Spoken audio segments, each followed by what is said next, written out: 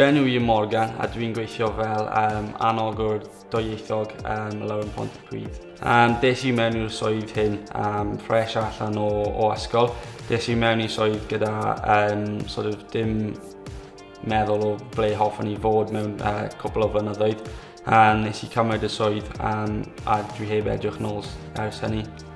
Fy hoff thing fi i gweithio yn y gwaith yw gallu helpu pobl o gwmpas. Dwi'n gallu helpu pobl yn y gymuned a wneud gwahaniaeth i pobl sydd yn byw o'n gwmpas. Gwneud gwahaniaeth yn y gymuned yn peth enfawr i fi.